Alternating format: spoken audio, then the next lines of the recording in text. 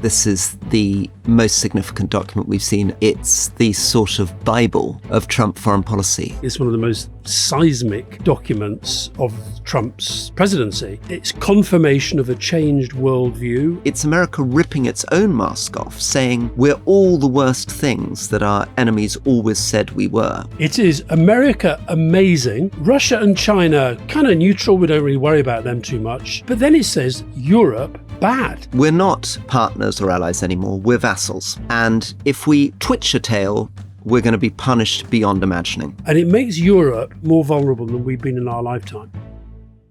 This episode is powered by Fuse Energy. Now, a lot of politicians like to talk about the future of renewables, but Fuse is on the ground building clean energy for the here and now. And they're making it happen thanks to you. Fuse Energy is putting the power in your hands by inviting you to refer land to Fuse that can then be used for renewable projects. So we already know clean energy has cut at least £104 billion from the UK's energy costs since 2010.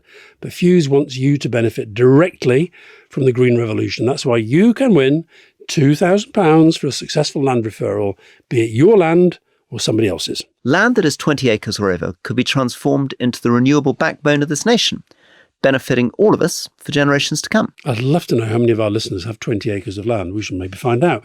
You can watch the energy revolution from the sidelines, or you can join it today. Turn idle land into forward progress with Fuse. Contact Fuse at land@fuseenergy.com to start a referral and have the chance to win £2,000.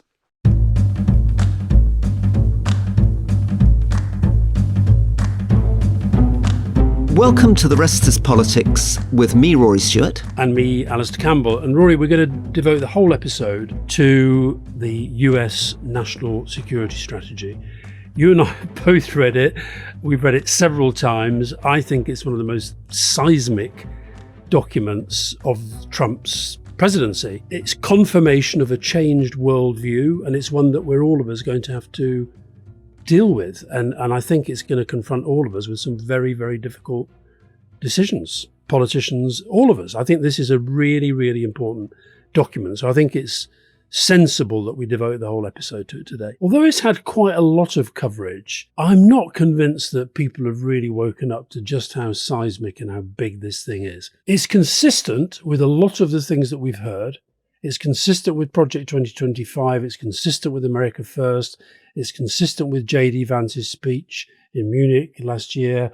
It's consistent with a lot of the posture that Trump has been taking in foreign policy. But when you see it all down, written down in print, page after page after page after page, what did you make of it when you first read it? Well, it's astonishing. So I know you've also been looking at some of the past national security strategies. I geeked out and went all the way back to George W. Bush's 2002. I read Obama's, I read Biden's, and I read the first Trump strategy. This thing comes out of a completely different universe. And in fact, actually, almost the biggest contrast is with the first Trump strategy, which was written by a woman called Nadia Shadlow, who was brought in with Fiona Hill, who we interviewed on Leading, and was an attempt to provide an alternative, I guess, more realist idea of American foreign policy. But this thing is totally different. So let's just hit the highlights and maybe we can dig into the detail in a second. The first most dramatic thing is that it's very, very short and it's very, very blunt, particularly about Western Europe. In fact, it effectively is a strategy that says, we're not going to talk about what the Chinese military is doing. We're not going to talk about what the Russian military is doing. We're not even going to mention North Korea. So those three big threats, peer competitors to the US, which have been the center of every US national security strategy for decades. Their militaries barely feature in one of those countries. It's just excluded. We're going to essentially say we're not very interested in Africa. We don't have much to say about what people are doing in the Middle East or Asia. Our real focus is on saying Latin America effectively belongs to the United States. This is called the Trump corollary of the Monroe doctrine. The Monroe doctrine is about the US being dominant in its own hemisphere, particularly in relation to Latin America. And Western Europe is up in headlights as the one region of the world where they say minority governments are trampling on democracy and human rights. That's a reference to the idea that in France and Germany, the governments are trying to control far-right parties, and that the US needs to resist the current trajectory of Europe, in other words, resist this whole liberal democratic move, and instead put its weight behind what it calls patriotic parties, for which read far-right parties, and that America's allies in the region are the countries of Central and Eastern Europe, by which they mean countries like Hungary. The Trump corollary essentially says that no foreign powers can have troops or own critical assets or minerals or rare earths or have critical investments in Latin America. Foreign, of course, does not include the United States. The United States, by implication, can have troops in Latin America, can own critical assets, but nobody else is allowed in. You see, I think it's even more kind of malign than that in a way, if you think about it. So Monroe, just people who don't know their American history, James Monroe was the American president, and the Monroe Doctrine was in 1823, and it was basically saying, European colonialism, you've had your day, get out of this is our sphere now, we won't interfere in Europe, you don't interfere here. But then we had, and I love the way that Trump sees himself in these great historical terms, because we had the Monroe Doctrine, then we had the Roosevelt Corollary in 1904, which is what opened the door to them saying, well, okay, we can do Latin America as well, okay, because we don't want those pesky Europeans coming back in it. So we've got to remember this America-Europe history this sort of fits within that. So what Trump is saying, his corollary, as you say, is that they have the right and the power to intervene in wherever they think their interests are a risk, but nobody else can come anywhere near them. That is basically what they're saying. It is the most startling announcement of a vision. And it is a vision, and it's a rival to the vision, as you say, that has been preceded in the national security strategies of both the Republican and Democrat presidents. Recent national security strategies have all focused in some part on the threat from climate change. The only mentions of climate change in this one are to basically sort of do their usual net zero's a made up load of old nonsense. So it's a massive change on that front as well. The big winners in this, without a doubt, are those countries that were defined in every previous national security strategy as America's chief adversaries. There is literally nothing on North Korea, which, if you remember, this time in Trump's first term, he was on his fire and fury mode because North Korea was developing nuclear weapons. They have continued to develop nuclear weapons. They now have 4 times as many as they had when he was doing his fire and fury, and they are not even mentioned. Russia and China, in his 2017 national security strategy, were front and center as America's adversaries. They were trying to damage American interests. Now, that assessment was right in that China has continued to do the things that they criticized them for then. Russia's gone even further with an all-out war in Europe. If you're reading this from a Russian perspective, you're basically thinking they've sort of copied and pasted a lot of our thoughts. And on the Europe stuff, so there are 4 paragraphs on Russia. 4 paragraphs. There are several pages on Europe, 4 paragraphs on Russia, and none of them are critical. None of them point out who caused this current war. They are back to the position of seeing themselves as a mediator. They talk about bringing a swift cessation so that we can get back to stable relations, by which they mean business as usual, lots of money for our rich friends. And the reaction to this around Europe has been very, very interesting, because you had the coalition of the willing again yesterday. You had Starmer, Merz and Macron meeting Zelensky in Downing Street, and they looked a bit more worried than they normally do, and I think they're right to look a bit more worried. But the question is, how do they react to this? And before I hand back to you, Roy, let me just read you one of the reactions to this document, and it came from a guy called Matthias Musdorf, and he is a 59-year-old cellist who has an attachment with a Russian university, but he's also a member of the German parliament, and he's the foreign affairs spokesman for the Alternative for Deutschland, the AfD. And he said this: everything the AfD has always said is now United States strategy. 1, migration suicidal for societies. 2, Islam does not belong in Europe. 3, Russia is not an enemy, but pursues the same interest in terms of stability. 4, remigration, kicking people back out, even if they're German citizens, is necessary. 5, nations form diversity, not leftist rubbish. This relates to Trump saying that the nation state is the single most important unit in the world. 6, freedom of opinion is essential, brackets provided it's our opinions. 7, the Office for the Protection of the Constitution must be dissolved. This is the entire basis of the German Constitution. They have an Office for the Protection of the Constitution to prevent a return to this awfulness of the past. 8, politicians must take responsibility. Those who have trampled on these values in the past belong in prison. 9, media and NGOs must be cut off from state funding. 10, undemocratic, patronising international treaties must be dissolved, and organisations that oppose national interests must be left behind. Now, that is actually it's biased, but it's a pretty fair assessment of what the American document says. And for them, we talk a lot about democracies not interfering in each other's politics.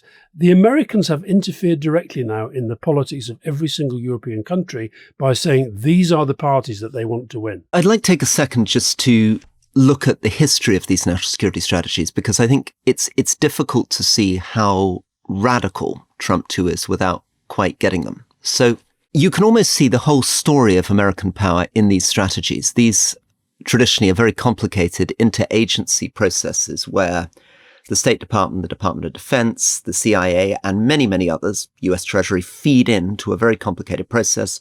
Somebody holds a pen and a president then signs off. And they're actually often unbelievably impressive. They're often much clearer than the British equivalents. They're not full of waffle and platitudes. They lay out a very clear idea of what America thinks is going on. So to go through them, and you can almost see the whole story of American power here. The 2002 strategy, which was produced when you were in government, is George W. Bush straight after 9/11. And this is a document that says America is at a position of unparalleled power and influence, and that the future of the world is liberal democracy, free markets, and free trade. That America is going to work through its alliances, that it's profoundly proud of NATO, the UN, and the post-war order, and it's always going to be on the side of democracy, free trade, and free markets against its adversaries around the world. And the combination of American strength and the strength of these ideas will lead to an inevitable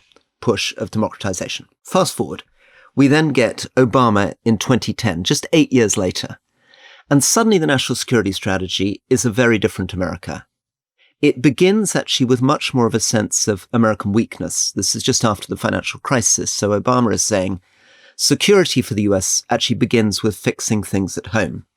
He's beginning to signal American withdrawal from the world. It's all about burden sharing. But again, alliances are right at the center. So if alliances are there for Bush as a way of reinforcing American values, for Obama, alliances are there to share burdens. We then get to Biden's strategy. I'm going to come back to Trump one in a second. Biden's strategy is, and you've talked about this in the past, is a vision of America where the fundamental balance is between democracies and what he calls rule-respecting countries. In other words, American allies who are not democracies, he probably means the Gulf monarchies, for example, but who are nevertheless their allies, against what he calls the non-democratic revisionist states. In other words, Russia and China, North Korea, Iran.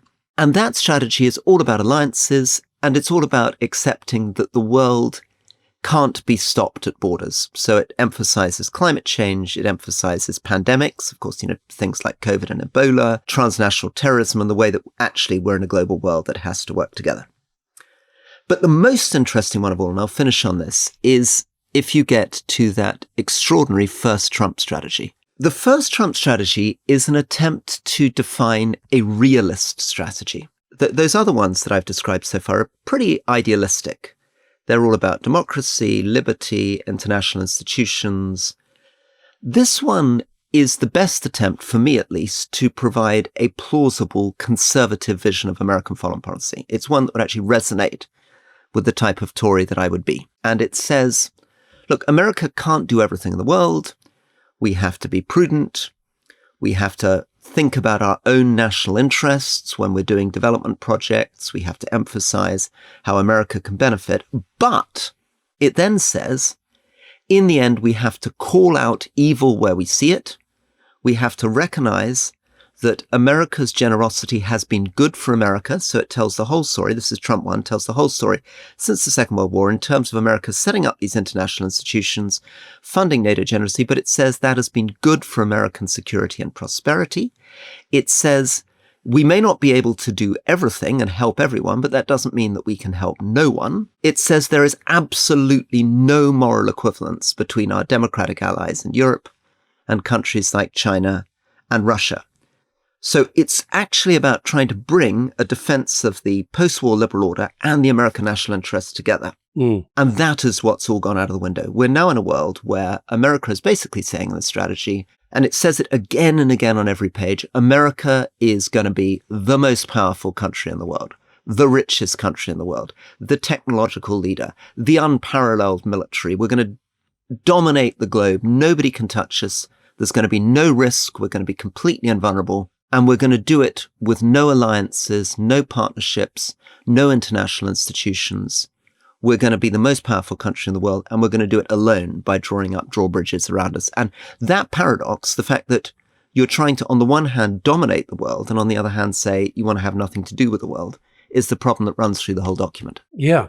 I didn't go as far back as you did. I remember some of the national security strategy we were in government, but I did reread the 2017, and it's a different world. And you mentioned Fiona Hill and her role. I was told that the person who was holding the pen in 2017 was McMaster, a kind of serious grown-up guy. Now, as you say, normally this is a process. It's an interagency process, and it sort of takes quite a long time to put together.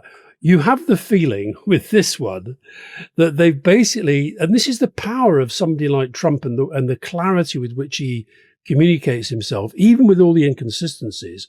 He has written a classically Trump introduction to the thing, the new one, which essentially is all the bluster, all the bravado. I've solved all these wars, even though Thailand and Cambodia is already kind of unraveling, but I've solved all these wars. America has done more in my first year than they've done in the 4 years of Biden failure, et cetera, et cetera, et cetera. Now, the worldview in this one, the worldview 2017 was very much Russia, China, bad, America and allies, good. Okay? This one, it is America, amazing, Russia and China, kind of neutral. We don't really worry about them too much. The Gulf monarchies, why shouldn't they be allowed to chop up people like Khashoggi? It literally says we've got to stop hectoring the Gulf about their traditional ways of rule. I think we know what we're talking about there. But then it says Europe, bad. So that is why this thing is such a change. And the other inconsistency with this, the nation state is the most powerful thing. We're talking today on the day that Australia is bringing in its social media ban for children under 16. And it's really interesting thinking about that. That is the nation state doing something that it thinks is good for its country and its young people. But the enemy of that are these tech giants, mainly from America, who resent any form of intrusion into their regulatory world. And one of the most, let me just give you a couple of things that I spotted online this week. X got fined $120 million by the European Commission for sort of various scams and misinformation stuff going on. His response, the EU should be abolished and sovereignty returned to individual countries so that governments can better represent their people. And do you know the first response? Medvedev, former president of Russia. Exactly. And just to calculate that, I think that's something like, I don't know, I get my figures wrong, but it will be something like 1/3000th of his wealth. I mean, he's 3,000 times richer than that fine. No, way more than that. Way more than, if we're about a trillionaire, it's peanuts. It's literally peanuts. But the EU should be abolished and sovereignty returned to individual countries, brackets like Australia, who we're going to try and sort of do in because of this silly social media thing, so that governments can better represent their people. And Medvedev agrees. But get this one, Rory. Kirill Dmitriev, who we talked about recently, he's the guy who's the sovereign wealth fund guy from Russia who's been dealing with Witkoff and Jared Kushner to try and sort of carve up Russia between American and Russian business people. He says this: EU bureaucrats have turned into enemies of free speech. This in a country where X, Instagram, LinkedIn, Signal, Snapchat are all banned, enemies of Western civilization and enemies of themselves. And the first response to that one, Elon Musk. The EU woke Stasi commissars are about to understand the full meaning of the Streisand effect. This is where the Streisand effect is this thing where Barbara Streisand tried to stop somebody taking pictures of her house, and it led to there being more pictures of her house. That's what that's about. So he's basically saying Europe is making a big mistake in taking on him in this sort of so-called free speech space. Now, what this says, and what this is underlined by this document, is that Europe, which felt very, very comfortable in this relationship with the United States, is now sensing, we know that Russia is an enemy. And Yvette Cooper's making a speech about some of the hybrid warfare that they're doing these days that is sort of escalating. I think she's making that speech today. We know that Russia sees us as an adversary.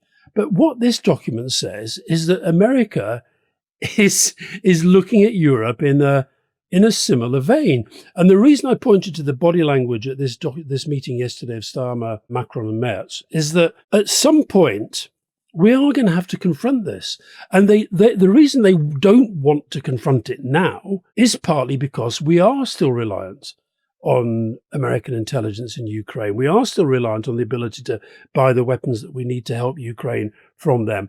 But as we build up our defense industries, I think we are kidding ourselves if we think that we're in the same space that allows us to sort of feel great if Donald Trump comes on a state visit and rides around Windsor Castle in a carriage. One of the things that we've seen with the interviews with Mike Pompeo and others on leading is that America believes that there will be no blowback.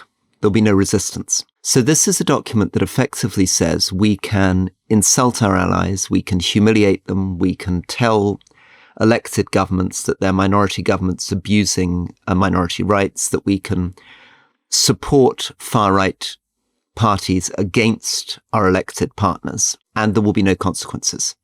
Their vision for it is Europe will take it lying down. Europe will spend 5% of GDP on defense, and they'll spend most of that buying American kit. They will accept us saying we're going to resist the entire direction of European liberal democracy. They will accept us saying, in effect, we want to dismantle the European Union and return everybody back to sovereign independent states and hand these states to far-right parties. Can I just jump in there? I think this relates to the thing about Musk. An individual, even Germany, even France, even the UK, on their own, not as powerful as we used to be.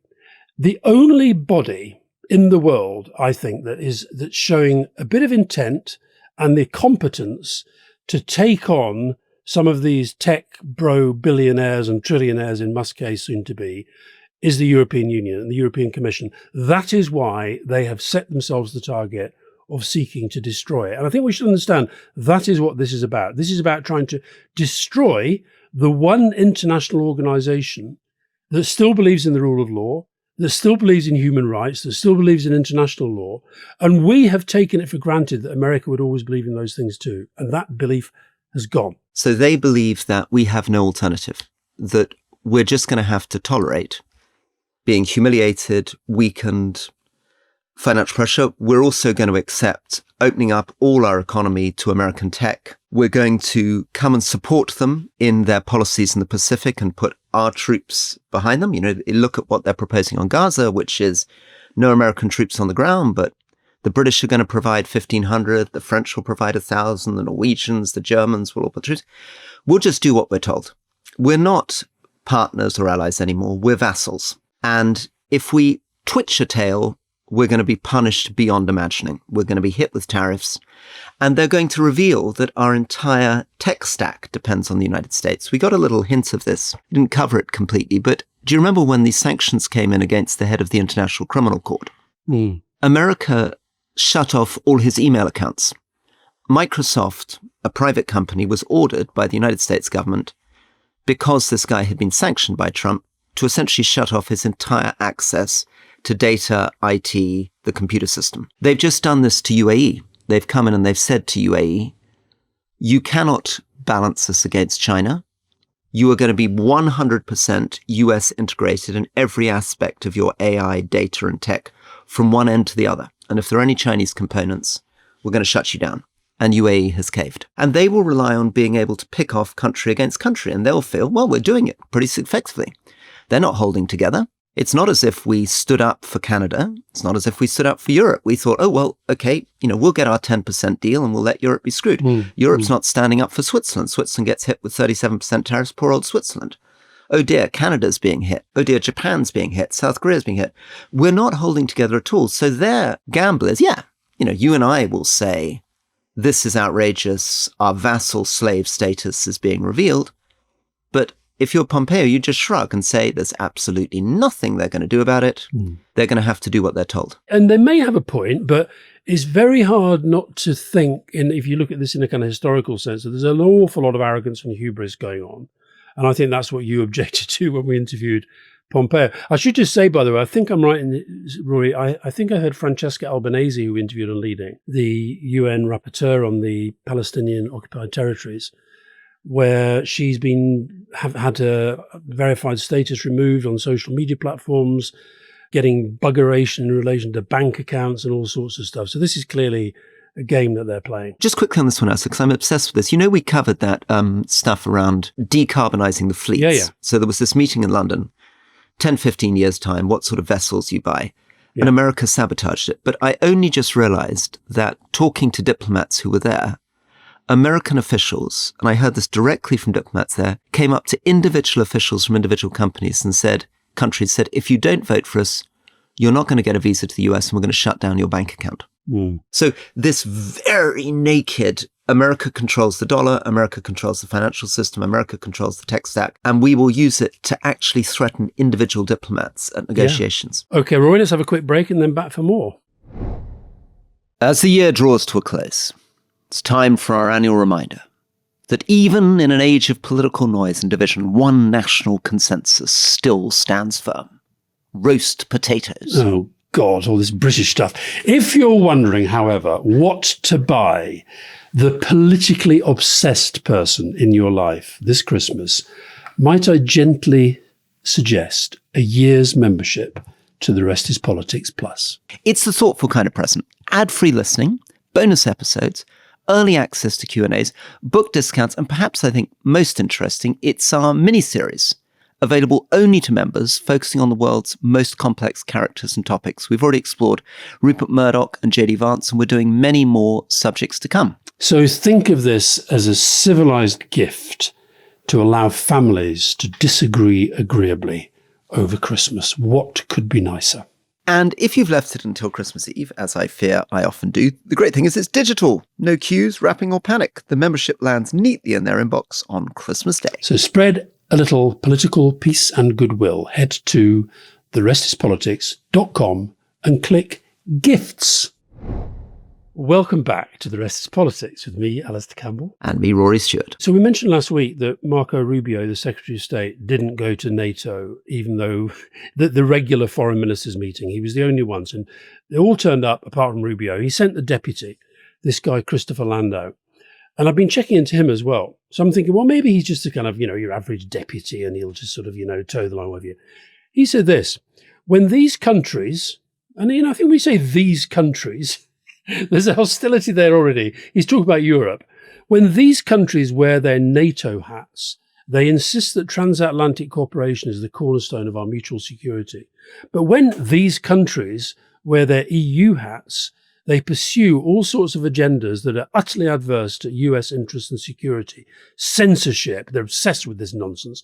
Economic suicide, climate fanaticism, open borders, disdain for sovereignty, promotion of multilateral governance and taxation, and get this one, support for communist Cuba. This is a sort of form of madness that they see. They are finding every reason they can to see Europe as being hostile. And I think we shouldn't shy away from the fact. And I get why it's impossible for Starmer to say this, impossible for Macron to say this, impossible for Merz. But when they say things like, this is now back to the paper, the security paper, it is far from obvious whether certain European countries will have economies and militaries strong enough to remain reliable allies. But then goes on to say that the worry about this is that certain NATO members are on track to become majority non-European. Now, what does that mean? What that means is majority non-white. And that, I think, is what links this back to Vance, back to Project 2025. And we should be in no doubt. I go on a lot about, too many governments don't have a clear, long-term, compelling strategy. This is a clear, compelling, by their lights, long-term strategy. I just had the delight of being on a stage with Alex Bruesewitz, who many listeners won't have heard of, but almost all Americans will have done. He's the big America First Trump social media champion. He's 29. He now talks like Trump. His hand gestures imitate Trump. And I challenged him exactly about this. I said, I read the national security strategy. What does it mean that the majority will become non-European? You mean non-white, don't you? And he went, no. I just mean you're being overrun by people from poor third world countries who are violent and carry weapons and are going to destroy your countries and don't share your values, right? And of course, he has a part of a movement that has this new idea of heritage Americans. So I said to him, what would happen if I said to you, America is going to become majority non-American within a few decades? What would you interpret by that statement, right? These people are European citizens. Talking about race, aren't you? It seems as though their idea is that a real American is a non-Indigenous American who arrived between about 1600 and 1850 voluntarily, and everybody else is somehow not really a real American in the same sense. And I guess the same vision of Europe. The other thing, though, that I don't get, and I'd love your view on this, is what is their long-term thinking? Because this is a policy that talks about making America strong and invulnerable, but doesn't actually name any of the actors, any of the countries that really threaten American strength and vulnerability.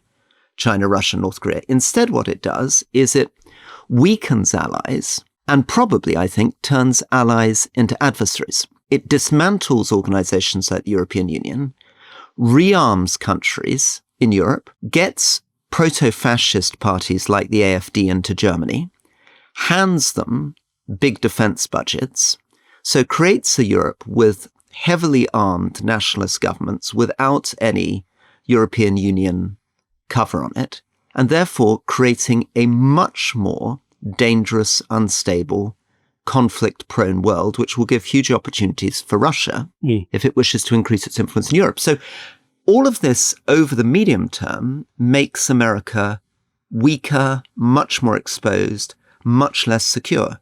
So what's in their heads? I mean, they can't be stupid. So what are they doing? Why are they pushing a vision that will make exactly what they fear? Just as Musk, I think, is trying to create the civil war that he claims already exists in Britain. What's going on here? Well, I mean, it's funny. I was talking to somebody yesterday who's writing a book about Putin, and we were discussing what it must be like to be working alongside Putin, the Putin of today, rather than the Putin, say, of 20 years ago, when, there was a debate about which direction he was going to take Russia in. We now know there's no doubt about the direction he's taken Russia in. And Putin is now surrounded by people. When we talked to Radek Sikorski, the Deputy Prime Minister of Poland, he made this point that Lavrov used to be a kind of a foreign minister who was taken seriously because he injected into the debate, he had his own ideas. He's now just a complete vassal for a dictator. Now, I think what we've got with Trump is, and I was thinking about, as this document was being put together, this security strategy, it is Trumpian through and through. He's written this introduction, and then everything that flows from that. I think they really believe that this is going to make them the richest, most powerful country in the world ad infinitum. I think they believe that. Now, I think what I haven't heard is a sense of how the Democrats intend to handle this, because I think let's just imagine, because Trump's ratings are falling. He keeps saying the opposite, but his ratings are falling. They're actually quite low for a serving president. Why? Because the economy is not doing that well for the people that he said he was going to help. Let's imagine it gets worse. And let's imagine the Democrats are able to make the link between the worsening economic conditions for working people and this isolationist, far more aggressive foreign policy. I think that opens an opportunity for the Democrats. But I think, honestly, Rory, I think the answer to your question, why are they doing this, is because Trump believes this is working, and all the people around him have to confirm that bias in everything they say and do every day. One more question for you. Why on earth, if that's what you thought about the world and were doing, why would you say it? I mean, this is literally makes no sense to me at all. If you genuinely have a worldview where what you're going to do is screw over your allies, bully your way into their markets, weaken them economically, destroy the European Union, why would you say it? A traditional gangster would go around being polite. In fact, the traditional American policy, even when it was doing naughty things, was to frame it in positive language. You know, this is a partnership, we share values, we have common interests, etc. What I simply cannot understand is if you believed this stuff, if you really were that cynical, that aggressive, really wanted to destroy the world order, it doesn't help you to say it so explicitly. Why on earth would you announce your evil plan? No Dr. Evil announces their evil plan. Well, because go back to what we've said about Trump for some time, that he sees the world in very, very simple terms. America has to be the most powerful country in the world. No other country can threaten America. What happens over there is none of our business. So China, they can have another massive sphere of influence. Russia, they can do what they want. The one we worry about is Europe, because actually they can be a bit of a threat to us, particularly on the commercial business side.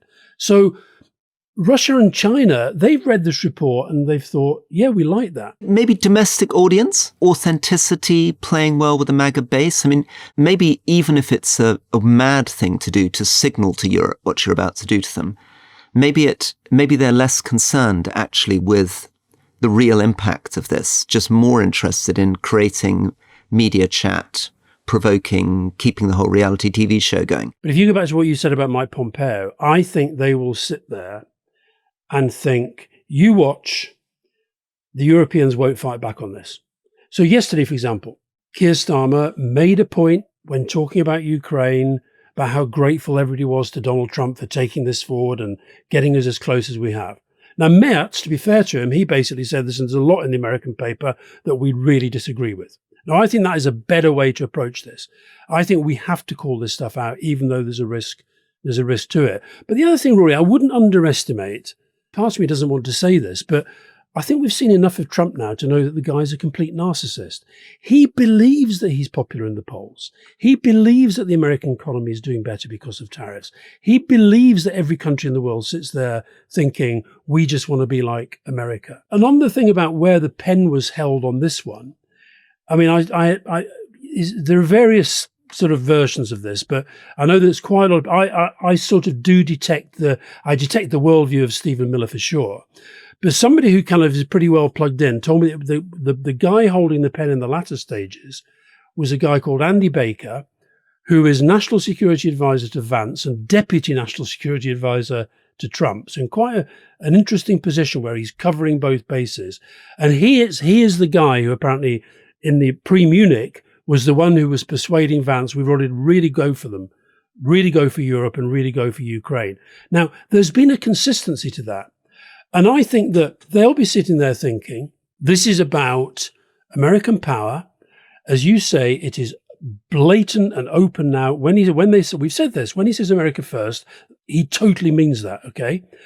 But where they see it going is the American economy has to go well. They have to really win all this battle for rare earths and quantum and all that stuff, which he thinks they're doing, not least because of the tariff game that he's been playing. So if that succeeds, he will say job done. If it doesn't succeed, and my sense is it probably won't, then I think there is a massive opening to his opponents at home and his opponents abroad. The trouble with all his opponents abroad at the moment, they cannot out themselves as opponents because they're worried of the consequences.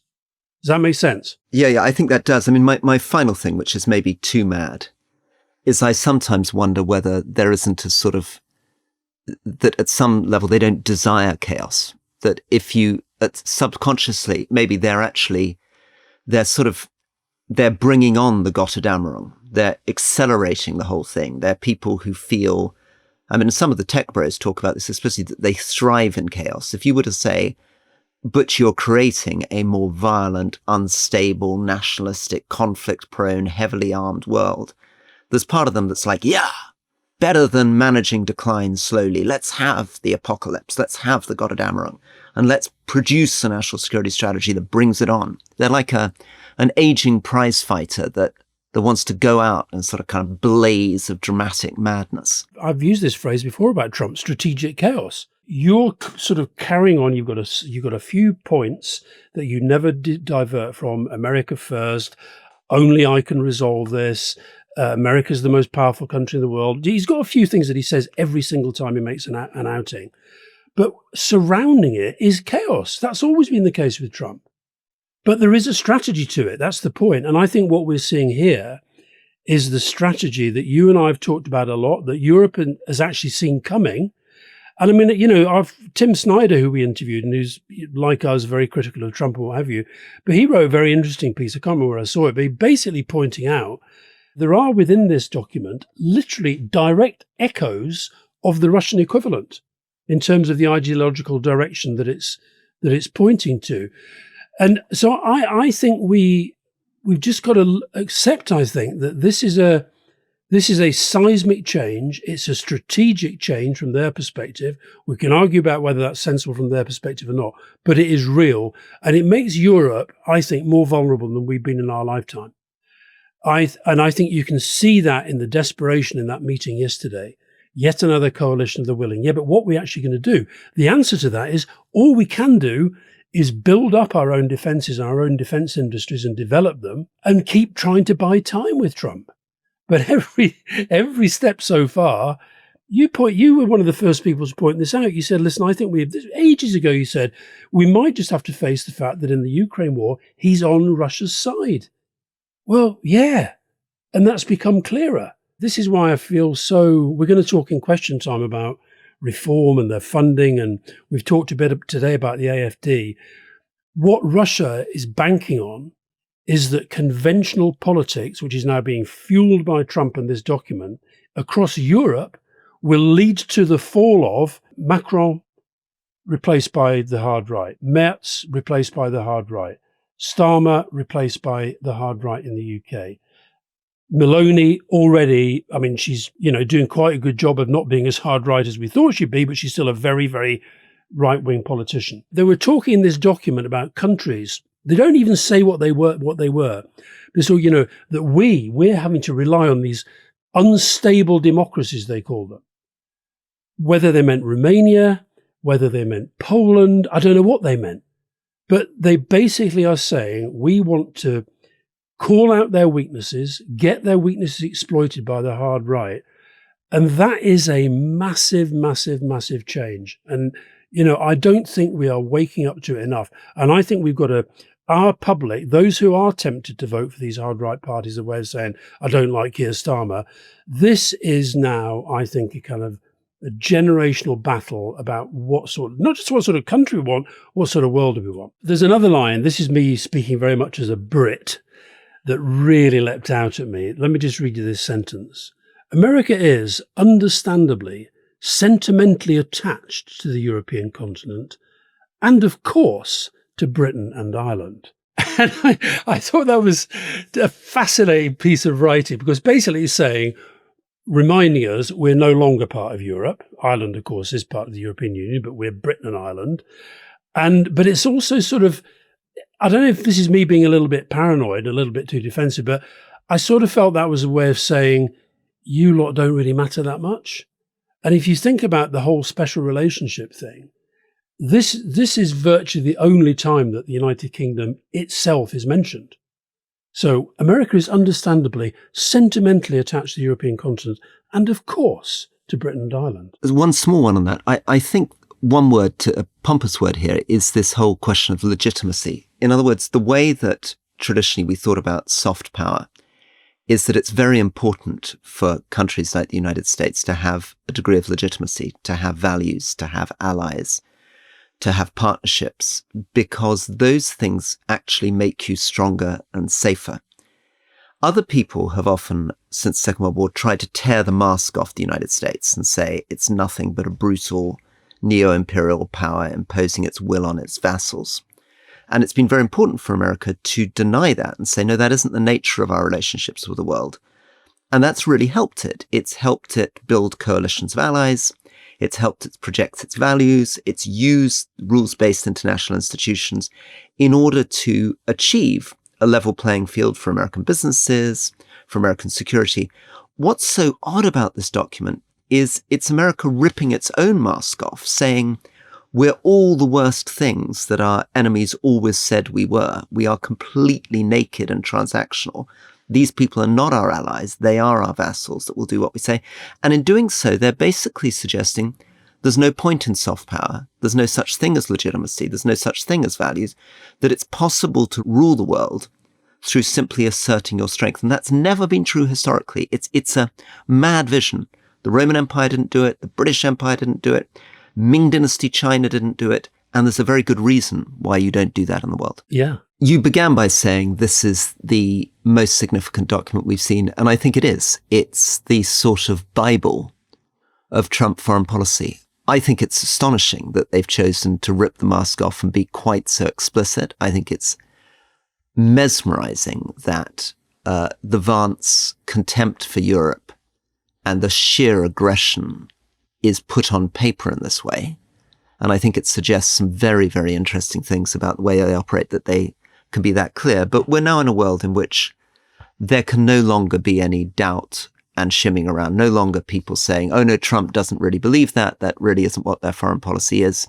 This connects logically, absolutely clearly to Vance's Munich security speech, to Musk's support for the AfD, to Trump's statements at the United Nations, a common theme of a vision of America is going to be the biggest, most powerful country in the world, and it's going to do so by trampling on former European and Latin American allies and not really accepting that it faces a military threat from Russia and China. It's a recipe for chaos, but it's a chaos in which they somehow believe they're somehow going to thrive. Strategic chaos, there we are. We'll be coming back to it again and again and again and again, I suspect. Right, question time tomorrow, Rory. I think we should talk about, we had a lot of questions about Nigel Farage getting a £9 million donation from a Thailand-based cryptocurrency dealer. We're still getting a lot of feedback on the Zach Polanski interview, some of the things you said about some of his economic heroes and mentors. And we want to talk about that. We want to talk about massive problems facing young graduates at the moment, which I think is fueling a lot of this anger about inequality. And then we should touch on that really quite remarkable World Cup draw with Mr. Sycophantino. Great. Well, looking forward to talking to you then. So much more to do. See you then. Bye.